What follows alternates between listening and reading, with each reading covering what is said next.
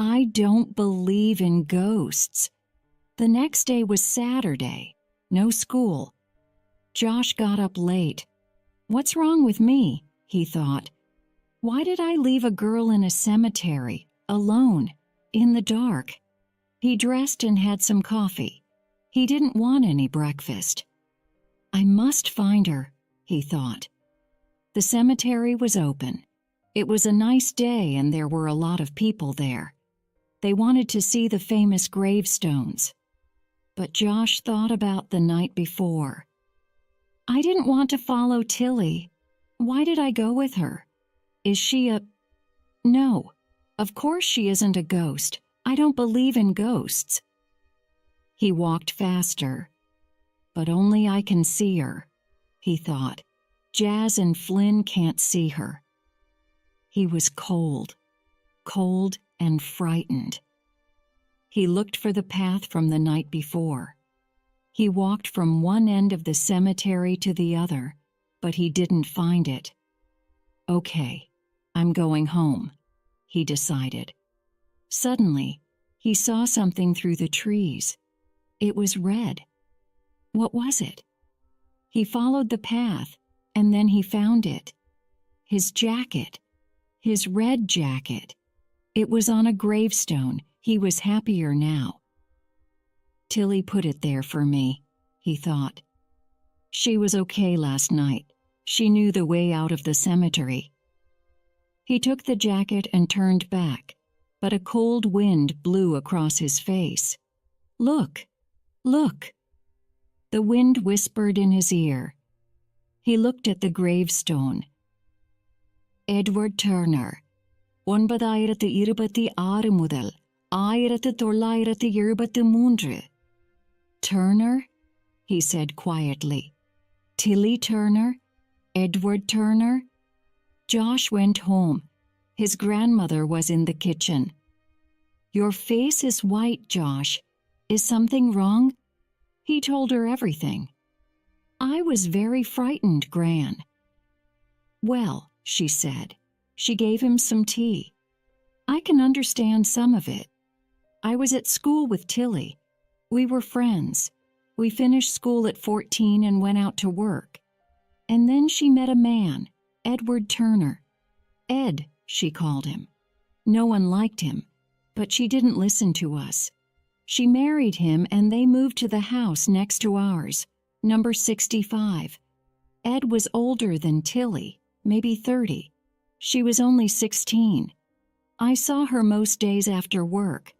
Then I didn't see her for 3 or 4 weeks. She didn't answer the door. One day my mom said, "You know that Tilly Turner? You're not going to see her again. She met a younger man and left. There's only Ed at number 65 now." Good, I thought. Tilly's going to be happier without her husband. Josh said nothing at first. She is a ghost, then, he said after some minutes. He didn't like the idea. But why can I see her? What does she want from me? Some people can see ghosts, said his grandmother. Only a few people. You're very special, Josh. Josh got up from the table. He didn't want to hear this. I'm not special, he shouted, and I don't believe in ghosts. He went out in the afternoon. I must talk to Jazz, he thought. She's going to be very angry with me. He phoned her mobile, but she didn't answer. He stopped at number 65 and looked at the bricks. And then he saw, what was it? A door? Something under the bricks. I didn't see that last time, he thought. A cold wind started to blow. Old cans and chocolate papers danced down the street. He put his hands over his ears. No, no, he shouted. I can't help you. He turned and ran. Chapter 5. The Room Under the House. Josh closed his eyes. He ran down the street and into Jazz. He was right. She was very angry. "Josh, I do not want to talk to you." Josh didn't answer. "Where did you go last night? Why did you go without me? Never." She stopped. Josh's face was white. She looked at his frightened eyes and touched him. He was cold, very cold. "Josh, what's up?" She took his arm. "Josh?" She was sorry now. "Let's go and have a coffee." They walked slowly to a cafe. They sat at a table near the window and talked for hours. "It can't be true," Jazz said. But when she looked at Josh's face, into his eyes, she knew. It was true. "What does Tilly want?" asked Josh. "Let's go and look at number 65, said Jazz. "Maybe the answer's there." It was evening now. They went to Josh's house first and found a torch. Then they climbed over the fence to number 65. The wind started again. They moved some bricks away and found a door there. Josh pulled the door. "I can't open it," he said. "Let's try together," said Jazz. They pulled hard, harder. Suddenly it opened. Bang! They pointed the torch through the door. There was a room under the house. Josh went down first. He took Jazz's hand. "Are you okay?" he asked her. Yeah, I'm cool," she said, but she didn't feel cool. She was frightened. There was no sound. The room was wet and cold and dirty. Josh pointed into the dark with his torch. Suddenly they saw a long box near the wall. "Aha! What's that?" asked Jazz. "I can't do this, Josh. Let's go." Wait a minute," he said. "But I'm frightened." "Me too. Just a minute." Josh went nearer. "Take the torch. Point it at the box." He pulled the top of the box and it came away in his hands. There was lots of dust. "Whoa!" shouted Jazz and Josh. They looked through the dust. Two black eyes looked back at them. "A skeleton," whispered Jazz. "There's a skeleton in the box." "And look," said Josh. "It's wearing a blue shirt and a white skirt." Suddenly, some bricks moved behind them. They turned and looked at the door. "It's closing," shouted Josh. Jazz got out first and pulled Josh behind her. But the door came down on his head. "OW!" he cried. Someone laughed. "Who was that?" asked Josh from behind the door. "Are you okay?" called Jazz. She pulled on the door and opened it again. "No, I'm not okay. I don't like this place," he said. They quickly ran to the fence. A cold wind blew around them. "It's a ghost," Josh said. "I can feel it." Tilly, is that you?" But it wasn't Tilly. He knew that. This was a bad ghost. "Quickly, Jazz. Let's go, now." They climbed over the fence and into the street. The wind was louder now. They ran to number 63. The wind followed. Something was there, just behind them. Josh pulled Jazz into the house with him. He closed the door, hard, and took Jazz's hand. They didn't make a sound. They listened and waited. Slowly, very slowly, the sound of the wind went away. They were safe.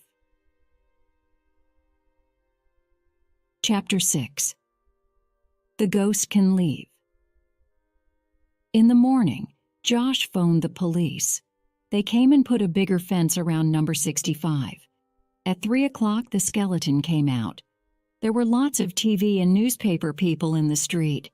They talked to Josh's grandmother. They wanted to talk to Josh and Jazz, but Josh and Jazz didn't come out. A policewoman came to number 63 in the afternoon. "We found her," she said. "You were right, Josh. It is Tilly Turner, and we found something interesting next to her skeleton." She gave him a photo. "What is it?" asked Jazz. "It's a penknife," answered Josh. "Look. It's got letters on it. E.T., said Jazz. "E.T.? Edward Turner!" shouted Josh's grandmother. "I knew it. Tilly didn't meet a younger man. Ed killed her." She put her hands over her face. Josh took her hand. "It's okay, Gran. It was a long time ago. Tilly's happy now. She wanted to tell us about Ed. Now we know about him, so her ghost can leave number 65. "Her ghost?" said the policewoman. Josh looked at Gran. He smiled. She smiled too. A week after this, Josh, Jazz, and their families were in Highgate Cemetery next to Tilly's family grave. Tilly's brothers were there. They were old now and very sad about Tilly. The TV and newspaper people were there too. Tilly's skeleton went into the family grave with her father and mother. Josh remembered that night in the cemetery. He was happier now because it wasn't dark. Then he saw something blue behind the TV cameras. Was it? Yes, it was Tilly's shirt. Tilly was there, but not the old sad Tilly. She wasn't sad now, she was happy. She smiled at him. He took Jazz's hand and then looked for Tilly again. But Tilly wasn't there. Good. She's okay now. Maybe I'm going to be okay too, he thought. It was a hot day. Josh and Jazz walked to the gate. The newspaper men followed them. "Just one more picture," they called. Josh and Jazz smiled for the cameras. Then Josh saw a face near the gate. The face looked at him. It was a boy, a young boy. Suddenly, everything was quiet. Josh didn't hear the people or the cameras, and he was very cold. "What's up, Josh?" asked Jazz. "What are you looking at now?" Fact Files Urban Myths. The Queensway Ghost. One of the biggest roads into the city of Liverpool in England is Queensway. About 20 years ago, a man on a motorbike was on this road. He saw a hitchhiker by the road. The hitchhiker was a boy, about 18 years old. The man stopped for him. There were a lot of cars, and they went slowly down the road. The man and the boy had a conversation. "Where do you live?" asked the man. "Not far from here, next to the Black Cat pub in Southport," said the boy. After a few minutes, the man turned to the boy again. But he wasn't there. Where was he? The man looked and looked, but he didn't find him. A few days after this, the man was in Southport. He went to the boy's house. A woman answered the door. He told her about the boy. "That's my son," she said. 5 years ago, he was on his motorbike on Queensway. A car drove into him, and he died. The Hook in London in the 1960s, Jill had a boyfriend. His name was Tom. In the 1960s, there weren't many interesting places for teenagers in the evenings. One Friday night, Tom and Jill drove to Crystal Palace Park. It was dark and quiet. Tom turned on the radio. Then he put his arm around Jill. "This is a police message," said the radio. "Police in Crystal Palace are looking for a man with a hook in place of his right arm. Do not go near him. It isn't safe." "Tom, we must leave here," said Jill. "He's not going to come into the park," said Tom. "Everything's okay." He put his other arm around Jill. "Please, Tom, let's go," said Jill. Tom was angry. He didn't want to go. He started the car and drove quickly back to Gil's house. He got out and walked around the car. He wanted to open Gil's car door for her. A-H-H-H-H-H-H, he shouted. Gil got out of the car. There, on her car door, was a hook, creepy castles. "Let's hear from the ghosts." "They call me the Blue Boy. I cry every night at 12 o'clock. People hear me and feel cold. They found my skeleton in 1920 in the wall of the castle. My father hated me. He put me in the wall. He didn't give me any food or water. My mother called my name day and night. I shouted to her, but she didn't hear me. After 3 weeks, I died at 12 o'clock. That was in 1665. Sometimes I come out of the wall and stand by the bed. My clothes are blue. My name's Ella, and I'm 13 years old. I love dancing. I dance all day and all night. One night, about 300 years ago, I danced at the top of the tallest tower in the castle. A wind started suddenly and blew me off the tower. I died. Lots of people come to see the castle now. Sometimes I ask them, "Do you want to dance with me?" But no one says yes. It makes me sad. I'm Mary, Queen of Scots. In 1567, I married my third husband in this castle. But that night, some men came here. They wanted to kill me. I dressed in boys' clothes and left the castle. Luckily, no one saw me. But in 1587, my cousin, Queen Elizabeth I of England, wanted me dead. Her men cut off my head. I still haunt a lot of Scottish castles. At Borthwick, I always wear boys' clothes. Cornwall, land of legend. Cornwall is famous for its empty country and sea storms, and for its stories and ghosts. King Arthur. King Arthur was a British king around 500 years after Jesus Christ. There are a lot of books and films about him, but no one knows the true story. In most of the stories, Arthur came from Cornwall. Tintagel Castle was his first home. The ghost of Merlin the magician still lives near the castle. The spirits of the mine. Long ago, spirits lived and worked in the mines of Cornwall. Then people found the mines and started to work in them. But the spirit miners didn't go away. Tom Trevorrow was a miner at St. Just. He was never happy. One day he heard the spirit miners. "Go away," he shouted at them. "Leave us some cake, Tom Trevorrow," they answered, "or bad things are going to happen to you." Tom had some cake in his lunch bag, but Tom wasn't very clever. He decided to eat it all. He didn't leave any cake for the spirits. The next day, the walls of his mine came down.